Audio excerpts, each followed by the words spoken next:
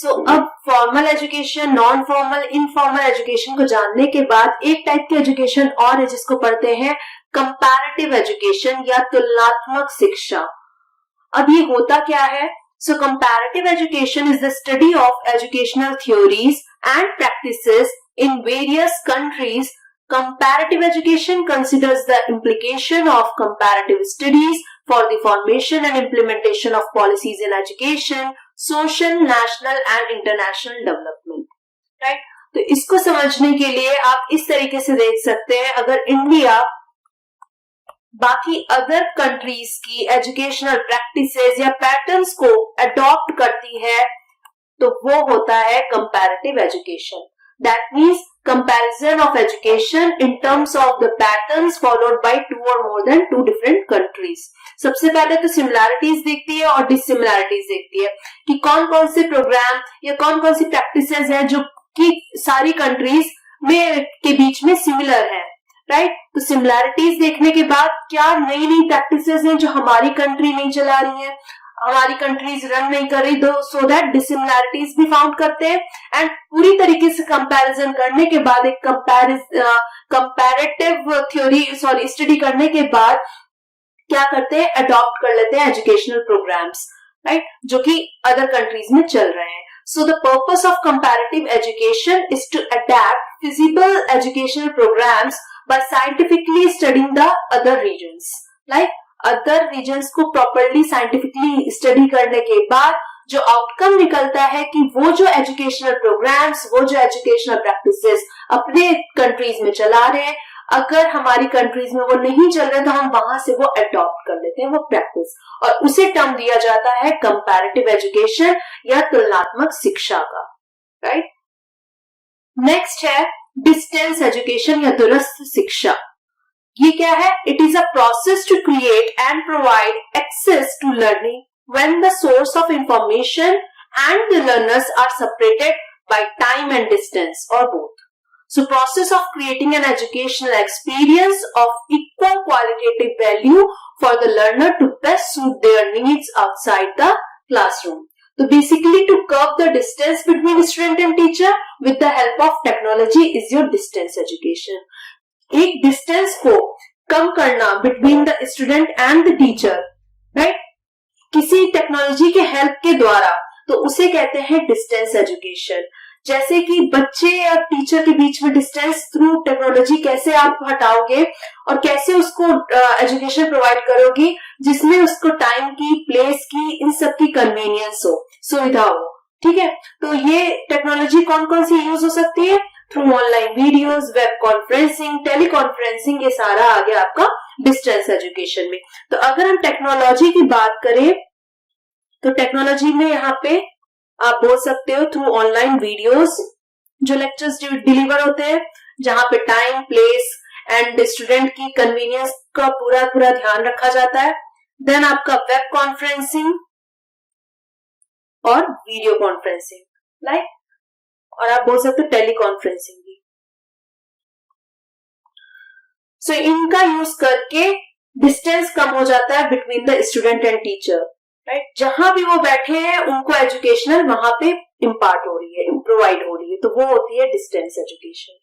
अब आपको distance education को हमने पढ़ा था जब नॉन फॉर्मल, तो ऑब्वियस सी बात है नॉन फॉर्मल का भी पार्ट बन जाता है डिस्टेंस एजुकेशन, जहां पे हमने कहा था कि नॉन फॉर्मल में भी सर्व होती है need of the identified group.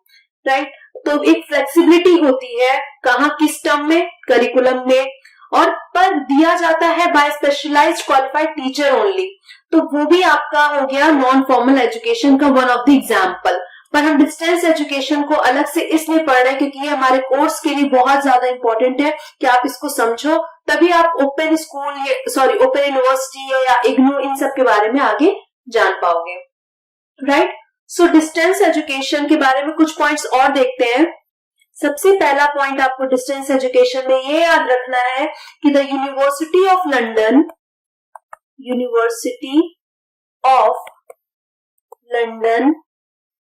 was the first university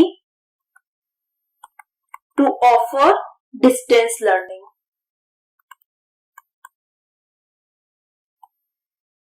Right? कब स्टैब्लिश हुई थी? इन 1858। सो कौन सी यूनिवर्सिटी है या कौन सी किस जगह पे सबसे पहले डिस्टेंस लर्निंग ऑफर की गई थी, किस यूनिवर्सिटी में? तो it is your university of London. Okay, then the second most important thing is, अगर आपसे पूछा जाता है कि first distance education in India या first open university in India, तो आपको ध्यान रखना है doctor BR Ambedkar open university. ये कहां पे है? It is in Hyderabad, right, and setup कब हुई थी? 1982 में। सो फर्स्ट ओपन यूनिवर्सिटी अगर आपसे पूछा जाता है या फर्स्ट डिस्टेंस एजुकेशन पूछा जाता है, तो आप आंसर करोगे कि doctor BR Ambedkar open university which is in Hyderabad and setup on 26 August 1982, right. अगर आपसे पूछा जाता है कि फर्स्ट सेंट्रल यूनिवर्सिटी, तो आपको फर्स्ट सेंट्रल यूनिवर्सिटी याद रखना है। First central university is Indira Gandhi national open university IGNOU. ये आपकी फर्स्ट सेंट्रल यूनिवर्सिटी है, central university for distance learning, right, which is located in new Delhi, और एस्टैब्लिश कब हुई? तो ईयर 1985। ये 3 पॉइंट आपको बहुत इंपॉर्टेंट है याद रखने को, that the university of London is the first university to offer distance learning and established in the year 1858।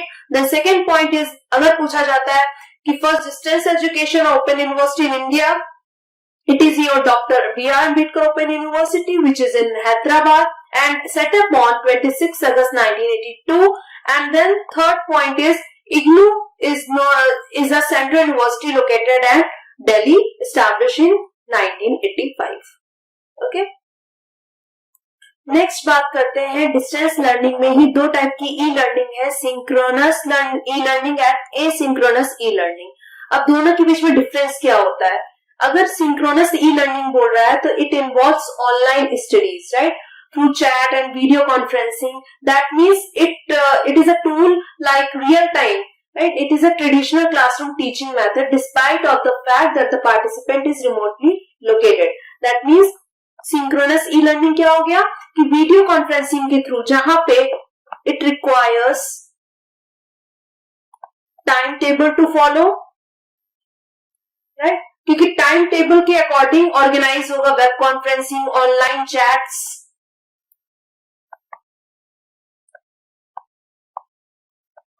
Right, ये सब एग्जांपल्स हो गए, या वेब कॉन्फ्रेंसिंग। इन सबको अगर देखें कि इसके थ्रू अगर एजुकेशन इम्पार्ट की जा रही है, तो ये क्या चाहिए होगा? एक रियल टाइम या टाइम टेबल फॉलो होगा, ठीक है। जैसे सिंक्रोनस ई लर्निंग का आपका हो गया, डिस्टेंस लर्निंग कोर्सेज जितने भी है वो आपके सिंक्रोनस ई लर्निंग हो जाता है, जहां पे एक टाइम टेबल फॉलो हो रहा है। This kind of learning tool is a real time and through chat and video conferencing, ठीक है। ऑनलाइन स्टडीज आप कह सकते हो सिंक्रोनस ई लर्निंग को। और अगर एसिंक्रोनस की बात करें तो it can be carried out even while the student is offline. जब स्टूडेंट ऑफलाइन है तब भी ये स्टडी हो रही है, because it involves course work delivered via web, email etcetera, right. तो इन सबको आप बोल सकते हो where students will typically complete the lessons on their own and merely use the internet as a support tool, ठीक है। जैसे इंटरनेट को यहाँ पे स्टूडेंट यूज कर रहे हैं for as a support tool, right. तो यहाँ पे कोई भी रियल टाइम मेजर नहीं हो रहा है। जैसे आप समझ सकते हो कॉरेस्पॉन्डेंस और डिस्टेंस लर्निंग में डिफरेंस आप इस तरीके से समझ सकते हो कि आप बुक्स लेके आए, कॉरेस्पॉन्डेंस कोर्स में क्या मिलता है? आपको बुक्स मिल जाती है, राइट, और वहां पे इंटरेक्शन किसके थ्रू होता है? Through the medium of documents, right, through the medium of documents. Correspondence course में डॉक्यूमेंट्स के थ्रू इंटरेक्शन होता है। तो फॉर एग्जाम्पल असाइनमेंट्स, मेल्स, इनके थ्रू आप क्या कर सकते हो? एसिंक्रोनस ई लर्निंग में इसको डाल सकते हो, क्योंकि कोई भी रियल टाइम मेजर नहीं हो रहा है। आप बुक्स लेकर आ रहे हो, आप असाइनमेंट आपको मिल रहा है,